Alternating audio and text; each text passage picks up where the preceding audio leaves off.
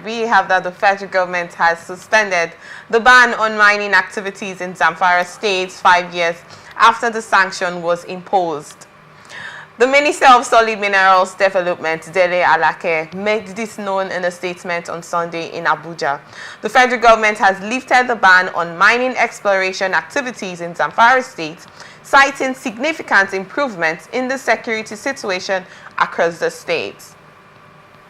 Nigeria has a lot to gain from reawakened economic activities in a highly mineralized state like Zamfara that is imbued with vast gold, lithium, and copper belts. The statement reads, according to this minister, the previous ban, which was well-intentioned, inadvertently created a vacuum exploited by illegal miners to fletch the nation of its resources. Alake also emphasized that the state's potential for contributing to national revenue is enormous.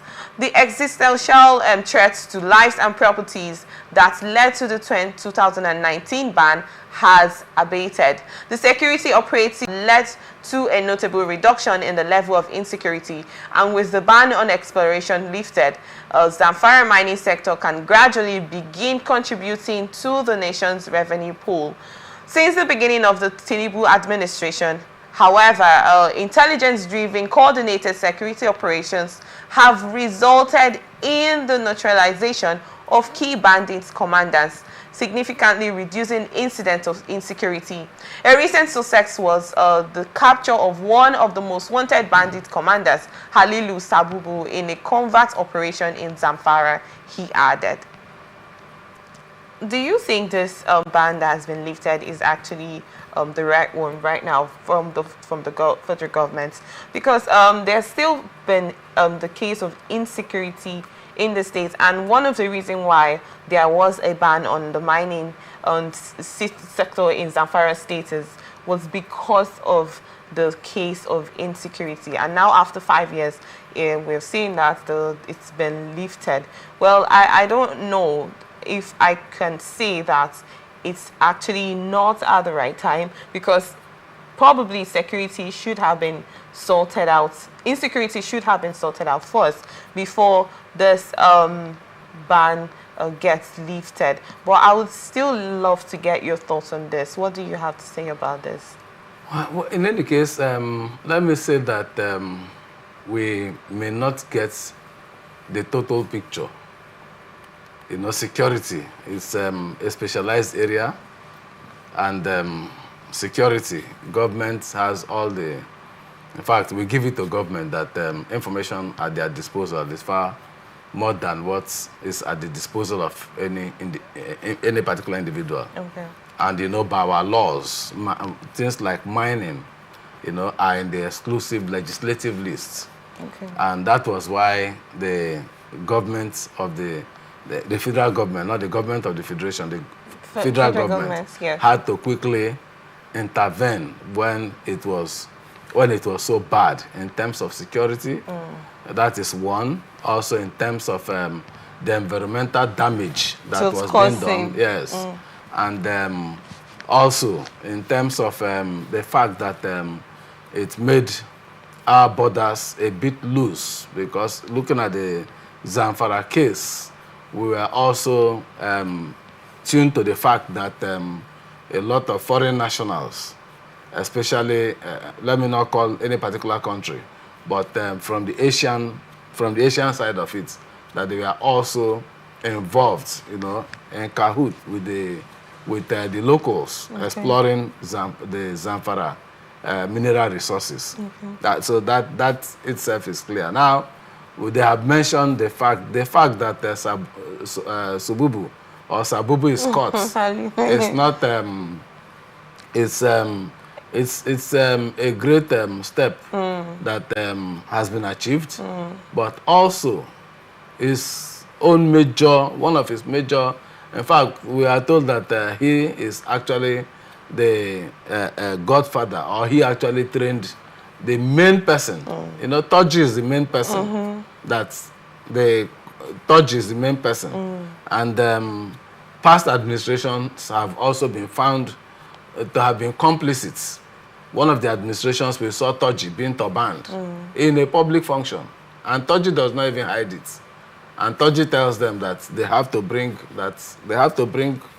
what is his own. And if you don't give him, you can't even... In fact, at some point, he was even boasting that you can't even do elections if you have gone to collect what is his own as a government official and does not bring to him. So this is the situation on ground. But we must give Delalake the credit. He has tried so much. You know, when he came into initially, when the administration started, people were thinking that they will send him to one of the information organs, but they sent him to Solid Mineral, and that also shows the level of confidence that the governor had in him. You know, until about 2015, we hadn't, until about 2015, 2016, we had no mineral law that we can, even mineral policies, that policies to regulate our mineral sector, solid mineral sector, was lacking. But since he came, he has been able to actually improve on this. And I think we have legislations now that are actually guiding that sector. And the enforcement is on.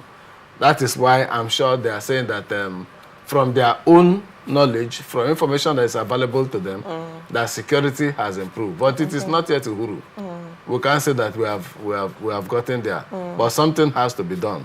Because we need revenue, and we need to get revenue from all the sources. You know that this same Zamfara was contributed about 5 from their own exploration. Yes, I think government was also involved, the state government. And then they sold about a gold bar worth about $5 million to CBN then, to CBN. And that was the first, and they were hailed, actually, that at least now we can actually equate what is going into the national treasury from them. So it should actually be expanded beyond Zamfara. But like you mentioned, security of lives and property is the first. And if there is an enabling environment, I'm sure that whatever we'll get from Zamfara, we can also expand it to other states. We have a very rich, solid mineral sector. Zamfara is known for the mining states in the country.